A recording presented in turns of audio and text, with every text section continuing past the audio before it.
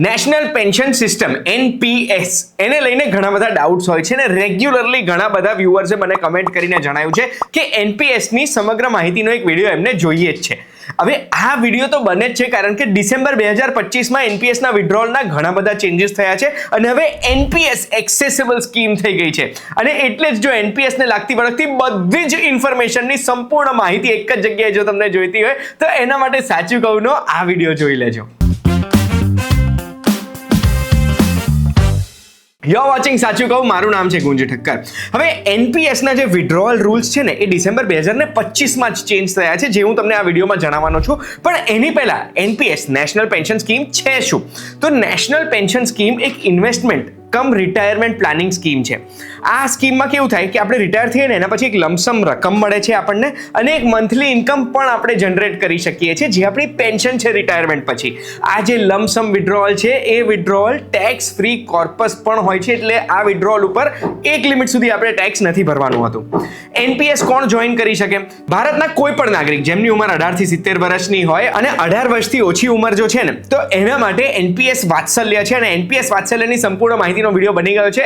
અહીંયા ક્લિક કરશો ને તો એ વિડીયોની ઇન્ફોર્મેશન તમને મળી જશે. વિડીયોમાં આગળ વધતા પહેલા એક બહુ જ સારા સમાચાર આપવા માંગુ છું તમને. ઘણા બધા વર્ષોથી ઘણી બધી વિડીયોઝ બનાવી છે પણ મને અત્યાર સુધી લોકો પૂછતા હતા કે પોડકાસ્ટની શરૂઆત હું કેમ નથી કરતો, લોકોની સાથે વાતો કરું છું તો લોકો તો ખુલીને મારી જોડે વાત કરે જ છે. બસ એ જ રિક્વેસ્ટને માન આપીને તમારા માટે ચેટ મસાલા પોડકાસ્ટ આ નવી ચેનલ શરૂ કરી છે જેની લિંક ડિસ્ક્રિપ્શનમાં છે. મારી તમને રિક્વેસ્ટ છે કે એ લિંક ઉપર ક્લિક કરીને ચેટ મસાલા પોડકાસ્ટને સબસ્ક્રાઇબ કરજો. વિડીયોઝ ઘણા બધા મૂકી દીધા છે, કામના વિડીયોઝ છે, જોજો. અને હવે આપણે વિડીયોમાં ફરી પાછા જઈએ. હવે આપણા દેશમાં HUF એટલે હિન્દુ અનડિવાઇડેડ ફેમિલી હોય કે પછી એવા કોઈ પર્સન જે ઇન્ડિયન ઓરિજિનના છે પણ ભારતના નાગરિક નથી એ લોકો NPS નો લાભ ના લઈ શકે. NPS કેમ ફાયદાકારક છે તમને કહું તો સૌથી પહેલા એમાં ઇન્કમ ટેક્સ બેનિફિટ તો મળે જ છે. અગર આપણે ઓલ્ડ ટેક્સ રિજીમ પ્રમાણે ટેક્સ ભરીએ છીએ તો દર વર્ષે 1.5 લાખ રૂપિયા સુધી આપણે અગર NPS માં રોકાણ કરીએ છીએ તો section 80C of income tax act 1961 ના આધાર પર આપણને એના ઉપર ટેક્સ નહીં ભરવો પડે. એના સિવાય સેક્શન 80C(c)(d) માં તો એવું લખ્યું છે કે બીજા 50,000 રૂપિયા અગર આપણે NPS માં ઇન્વેસ્ટ કરીએ છીએ તો એના ઉપર બી ટેક્સ નહીં ભરવો પડે પણ આ ઓલ્ડ રિજીમ માટે છે. હવે આપણે વાત કરીએ NPS ના રોકાણની અને એની મેચ્યોરિટીની અને મેચ્યોરિટીની સાથે સાથે વિડ્રોલના નવા નિયમો બી તમને કહી દઈશ. તો સૌથી પહેલા ઇન્વેસ્ટમેન્ટની વાત કરીએ. NPS માં બે ટાઈપના અકાઉન્ટ હોય, ટિયર 1 અને ટિયર 2. જે ટિયર 1 અકાઉન્ટ છે એ કમ્પલસરી NPS નું અકાઉન્ટ છે જેમાં આપણે રોકાણ કરવાનું છે અને જે ટિયર 2 છે ને એ એક સેવિંગ્સ અકાઉન્ટ છે જેમાં કોઈ પણ જાતના નિયમો હોતા નથી, આપણે ક્યારે બી પૈસા વિડ્રો કરી શકીએ છીએ. ટિયર 1 માં જે આપણે ઇન્વેસ્ટમેન્ટ કરીએ છીએ એ મિનિમમ ઇન્વેસ્ટમેન્ટ દર વર્ષે 500 રૂપિયાનું કરવું પડશે. એકવાર ખાતું ખોલાવ્યું એના પછી નહીં કરાવીએ તો 100 રૂપિયાની પેનલ્ટી લાગશે. મિનિમમ તો 500 થઈ ગયું પણ મેક્સિમમ કેટલું ઇન્વેસ્ટમેન્ટ કરી શકીએ? તો મેક્સિમમ લિમિટ કોઈ છે જ નહીં. મેક્સિમમ ઇન્વેસ્ટમેન્ટનું કોઈ લિમિટ જ નથી એટલે આપણે જેટલા એમાં ઇન્વેસ્ટ કરવા છે કરી શકીએ છીએ અને એક વર્ષમાં કેટલા ટ્રાન્ઝેક્શન કરીએ એની પણ કોઈ લિમિટ નથી. આપણે જે ઇન્વેસ્ટમેન્ટ કરીએ છીએ ને એ પૈસા ક્યાં જવાના છે તો એ આપણે જ સિલેક્ટ કરવાનું છે જેમાં અલગ અલગ ઓપ્શન છે. E એટલે ઇક્વિટી, C એટલે કોર્પોરેટ ડેટ એટલે કંપનીને દેવા તરીકે આપવામાં આવશે, ઇક્વિટી એટલે શેર બજારમાં જાય, G એટલે ગવર્મેન્ટ સિક્યોરિટી એટલે ગવર્મેન્ટના બોન્ડ્સમાં જાય અને AIF એટલે ઓલ્ટરનેટિવ ઇન્વેસ્ટમેન્ટ ફંડ્સમાં પણ પૈસા જાય છે. હવે જ્યારે આપણે NPS માં ખાતું ખોલાવીએ ને ત્યારે ઘણા બધા ઓપ્શન્સ આપણને આપવામાં આવે છે જે હું એક પછી એક તમને કહીશ. પહેલી છે સ્કીમ G જેમાં 100% પૈસા આપણા ગવર્મેન્ટ સિક્યોરિટીઝમાં જ જશે. આમાં રિસ્ક તો ઓછું મળશે પણ ફિક્સ્ડ રિટર્ન આપણને મળશે પણ લો રિટર્ન મળશે. બીજી છે સ્કીમ LC25 જેમાં આપણે જે ઇન્વેસ્ટ કરીએ છીએ એમાંથી મેક્સિમમ ઇક્વિટીમાં એટલે શેર બજારમાં 25% જશે અને બીજા બધા પૈસા ડિવાઈડ થશે એનેક્સર પ્રમાણે અને એમાં બી 35 થી 55 ની એજમાં આપણું ઇક્વિટીનું જે એક્સપોઝર છે ને એ ધીમે ધીમે ઘટવા લાગશે. એવી રીતે જ LC50 છે જેમાં 50% આપણા ઇક્વિટીમાં ઇન્વેસ્ટ થાય છે જે 35 થી 55 માં ઇક્વિટીનું એક્સપોઝર ઘટાડશે. પણ પછી એક BLC સ્કીમ પણ છે, બેલેન્સ્ડ લાઈફ સાયકલ સ્કીમ. આ સ્કીમ LC50 જેવી જ છે પણ આમાં ઇક્વિટી એલોકેશન વધારે છે અને 45 થી 55 ની વચ્ચે આપણું ઇક્વિટી તરફ શેર બજારનું એક્સપોઝર ઓછું કરશે ધીમે ધીમે. અને પછી એક છે સ્કીમ LC75 જેમાં ઇક્વિટીમાં 75% આપણું ઇન્વેસ્ટમેન્ટ ઇક્વિટીમાં રોકાશે, બીજા 25% બીજા બધી સ્કીમોમાં અને 35 વર્ષથી લઈને 55 વર્ષ સુધી ઇક્વિટીનું આપણું એક્સપોઝર ધીરે ધીરે ઘટશે. હવે જો કેટલું એક્સપોઝર હશે ને ઇક્વિટીમાં એ તમારે જોવું હોય તો સરકારનું એક એનેક્સર છે એ મેં ડિસ્ક્રિપ્શનમાં એક લિંક મૂકી છે એમાં તમે જોઈ શકશો. પણ આ ઇક્વિટીનું એક્સપોઝર એક્સપોઝર કેમ ઘટાડે ને તમને સમજાવવા માંગુ છું. આ એનપીએસ છે ને એ આપણી એક પેન્શન સ્કીમ છે, રિટાયરમેન્ટ પછીની સ્કીમ છે, એટલે એમાં ફિક્સ રિટર્ન વધારે જરૂરી છે હાયર રિટર્ન્સ કરતાં. અને એટલે જ જેમ આપણી ઉંમર વધતી જાય ને એમ ઇક્વિટીમાં આપણું જેટલું બી પોર્ટફોલિયો છે ઇક્વિટી તરફ ઓછું હોય ને તો એટલો રિસ્ક ઓછો. કારણ કે શેર બજારમાં કેવું હોય, ઘણા વર્ષ બમ્પર રિટર્ન મળે પણ પછી ઘણા વર્ષો એવા પણ જાય જ્યારે નેગેટિવમાં રિટર્ન્સ મળતા હોય છે. અને એટલે જ જેમ જેમ આપણે રિટાયરમેન્ટની નજીક આવીએ છીએ, મેચ્યોરિટીની ઉંમરની નજીક આવીએ છીએ, એમ ઇક્વિટીનું એક્સપોઝર ઘટાડવામાં આવે, જેનાથી આપણું જે કોર્પસ છે ને એ કોર્પસ સલામત રહે. આમાં છે ને આપણે ઓટો સિલેક્શન પણ કરી શકીએ છીએ, એક્ટિવ પણ કરી શકીએ છીએ, જેમાં આપણે સિલેક્ટ કરી શકીએ કે આપણું એક્સપોઝર શેમાં કેટલું હોય છે. હવે આપણે જ્યારે એનપીએસમાં ખાતું બનાવતા હોય ત્યારે આપણને ઓપ્શન બી આપવામાં આવે છે કે ઓટો સિલેક્શન આપણી એજ પ્રમાણે અને આપણે જે સ્કીમ સિલેક્ટ કરી છે એના પ્રમાણે ઓટોમેટિકલી આપણું અલોટમેન્ટ થઈ જશે. પણ એક્ટિવનું ઓપ્શન આપે, જેમાં અગર આપણને લાગતું હોય કે તમે કોણ સિલેક્ટ કરવાવાળા, મારું રોકાણ ક્યાં થાય છે હું જ સિલેક્ટ કરવા માંગુ છું, તો એ આપણે એક્ટિવ સિલેક્ટ કરીને આપણે ડિસાઈડ કરી શકીએ કે આપણે જે મૂડી ઇન્વેસ્ટ કરીએ છીએ એ ક્યાં ક્યાં કેટલી ડિવાઈડ થાય. હવે આવીએ આપણે વિડ્રોઅલ ઉપર. વિડ્રોઅલમાં જો જૂના નિયમો કહું ને તો જો ઉપરથી કહું તો મેચ્યોરિટીની ઉંમર 60 વર્ષ હતી, એટલે 60 વર્ષ પછી આપણે જેટલું બી કોર્પસ થયું છે એમાંથી લમસમ 60% સુધી ઉપાડી શકીએ છીએ. જે 60% સુધી આપણે આપણું લમસમ ઉપાડ્યું છે એ 100% ટેક્સ ફ્રી હશે.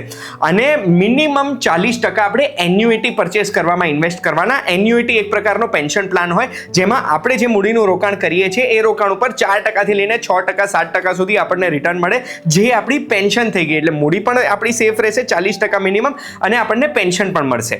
અને આ વિડ્રોઅલ આપણે 60ની જગ્યાએ 75 વર્ષ સુધી કરવું હોય ને ત્યાં સુધી આપણે કરી શકતા હતા. મેચ્યોરિટીની એજ તો નવા નિયમો પ્રમાણે 60 વર્ષ જ રહી છે, પણ નવા નિયમો પ્રમાણે આપણે મેચ્યોરિટી 85 વર્ષ સુધી એક્સટેન્ડ કરી શકીએ છીએ. એમાં બી અગર જો મેચ્યોરિટી પર આપણું કોર્પસ 12 લાખ રૂપિયા છે ને કે એનાથી વધારે, તો આપણે 80% સુધી લમસમમાં વિડ્રો કરી શકીએ છીએ. અને એન્યુઇટી પરચેસ કરવા માટે ફક્ત આપણે 20% જ એમાં રોકાણ કરવાનું. પણ જો 8 લાખથી 12 લાખ કોર્પસ છે આપણું મેચ્યોરિટી વખતે, તો એવા સંજોગોમાં આપણે લમસમ વિડ્રોઅલ 6 લાખ રૂપિયા સુધીનું કરી શકીએ છીએ. એના પછી આપણને 2 ઓપ્શન મળે છે.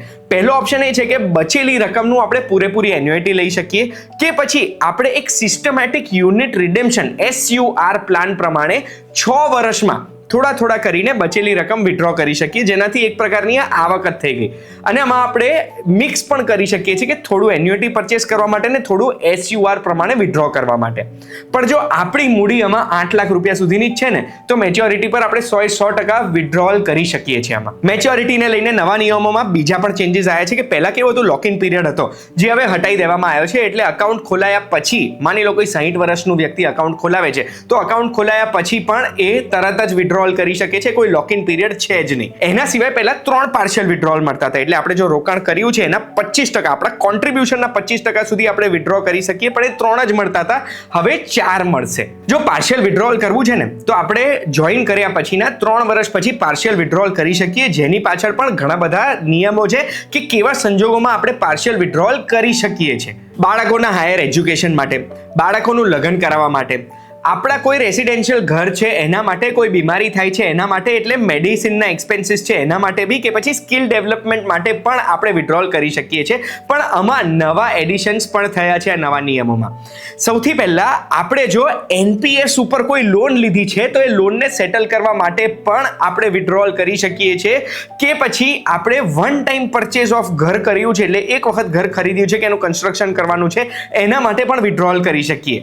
આ મેં વાત કરી તો તમારું ધ્યાન પડ્યું હશે કે હવે આપણે LIC પોલિસીની જેમ એનપીએસના કોર્પસ ઉપર પણ લોન લઈ શકીએ છીએ, પણ એ લોન આપણા ટોટલ કોન્ટ્રીબ્યુશનના 25% સુધી જ આપણે લઈ શકીએ. એટલે જો 1 લાખ રૂપિયાનું કોન્ટ્રીબ્યુશન છે તો 25,000 રૂપિયા સુધીની લોન આપણને મળી શકશે. માની લો જેમણે એનપીએસનું ખાતું ખોલાયું છે એમની ડેથ થઈ ગઈ છે, તો શું થશે? તો 100% એમનું જે કોર્પસ છે ને એ એમના લીગલ વારસદારને મળી જશે, અને જે એમના નોમિની છે, વારસદાર છે, એમને ઓપ્શન મળવામાં આવશે કે તમારે સિસ્ટમેટિક વિડ્રોઅલ કરવું છે કે પછી તમારે પૂરેપૂરી રકમ જોઈએ છે. પછી ટેક્સ બેનિફિટની વાત કરું.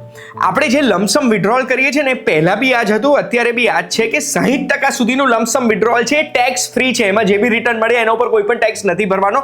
પણ જો આપણે 12 લાખથી વધારે મૂડી થઈ ગઈ છે અને 80% વિડ્રોઅલ કરીએ છીએ ને તો એમાં જે ઉપરના 20% છે એ હાલના નિયમ પ્રમાણે ટેક્સ ટેક્સેબલ હશે, એટલે એના ઉપર આપણે ટેક્સ ભરવો પડશે 20% ઉપર નહીં, જે રિટર્ન્સ છે 20%ના એના ઉપર. અને જે આપણે એન્યુઇટીમાં પૈસા ઇન્વેસ્ટ કર્યા છે એના ઉપર જે મંથલી પેન્શન મળે છે, પેન્શન બી આપણી ટેક્સેબલ ઇન્કમમાં એડ થશે. અગર જો એન્યુઇટી ખરીદ્યા પછી જે તે અકાઉન્ટ હોલ્ડર છે એમની ડેથ થઈ જાય છે તો એ એન્યુઇટીની પૂરેપૂરી રકમ એમના લીગલ વારસદારને મળી જશે. હવે સૌથી મુખ્ય સવાલ, એનપીએસ નું અકાઉન્ટ ખોલાવવું કઈ રીતે? તો સ્ક્રીન ઉપર દેખાય છે વેબસાઇટ ઉપર જઈને તમે ઘરે બેઠા આધાર કાર્ડ કેવાયસી કરીને, પેન કાર્ડ એન્ટર કરીને એનપીએસમાં અકાઉન્ટ ખોલાવી શકો છો અને એમાં ઇન્વેસ્ટમેન્ટ શરૂ કરી શકો છો. એના સિવાય આપણે એનપીએસ તમે જો કેલ્ક્યુલેટ કરવા માંગો છો કે કેટલા રકમની રોકાણ કરીશું, કેટલા રકમનું વિડ્રોલ કરીશું, કઈ ઉંમર સુધી કેટલું રિટર્ન મળશે, આ બધું જો તમારે કેલ્ક્યુલેટ કરવું છે તો એ પણ એનપીએસ કેલ્ક્યુલેટરમાં તમે કરી શકો છો. અને અકાઉન્ટ ખોલાવવાની લિંક અને એનપીએસ કેલ્ક્યુલેટરની લિંક આ બંને મેં ડિસ્ક્રિપ્શનમાં મૂકી છે. આ વિડીયો જોઈને મને તો ખબર છે કે તમને એનપીએસ વિશેની સંપૂર્ણ માહિતી મળી ગઈ હશે નવા નિયમો સાથે. કોઈ પણ કન્ફ્યુઝન હોય તો ચિંતા ના કરતા, ઝીઝકતા નહીં, કમેન્ટમાં મને જણાવજો. અને આવી જ માહિતી માટે સાચું કહું જોતા રહેજો. આપણે ફરી મળીશું.